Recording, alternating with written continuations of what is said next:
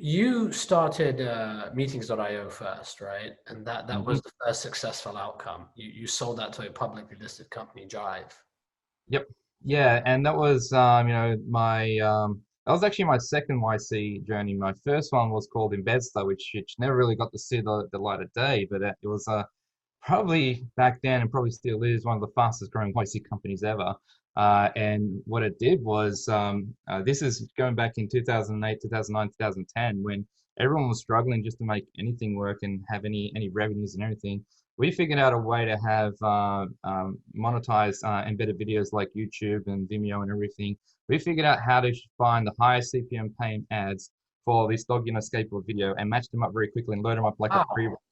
And all of this was done without having to like integrate to YouTube or anything. It was literally just one line of JavaScript on a web page, and then bang, you had like rich, high quality advertising in front of the video streams. And now clearly, that value prop, make money from my videos, was like a very, very clean value prop. And we were just immediately a rocket ship because we had 50 Cent, the rapper, was our first customer, and he's like, I've got so many videos and I'm not making any money from it.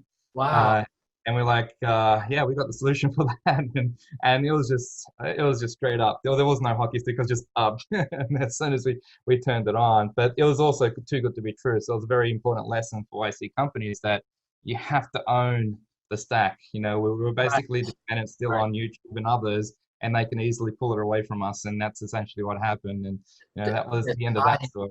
I literally same thing as you. Yeah.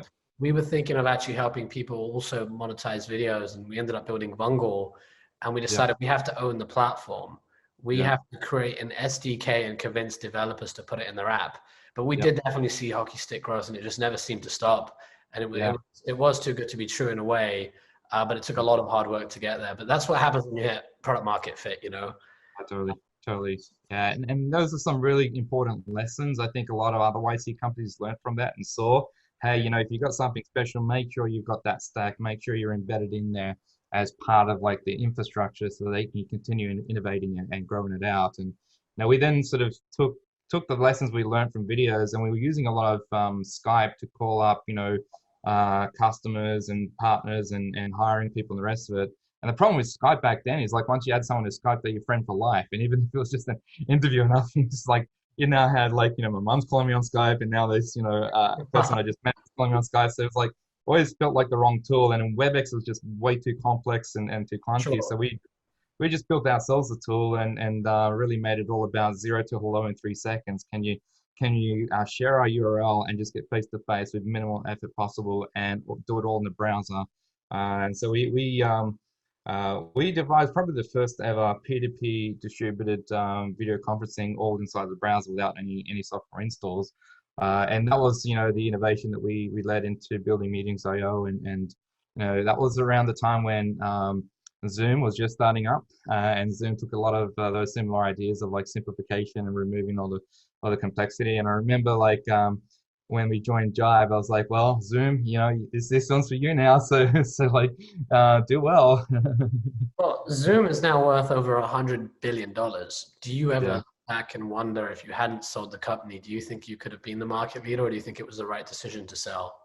Well, I think at the time it was the right decision to sell. And for me, it was like that learning curve as well to know, the reason why I was very interested in Jive is like they recently went public, and I wanted to see how does a company function in that world, and what can I learn from that, and how does the team of 600 people at that time function together. So for me, it was like the right thing to do to learn, because I've always seen these as stepping stones.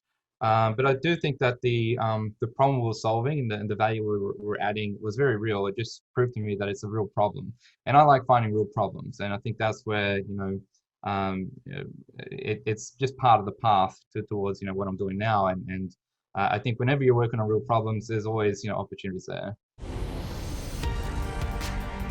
This is the PropTech VC Podcast. We give you unique insights into how innovative technologies are disrupting real estate. We interview top entrepreneurs, investors, and knowledgeable experts to share the inside scoop in this fast-moving industry. It's hosted by leading PropTech VC Zain Jaffer. Let's dive into today's content.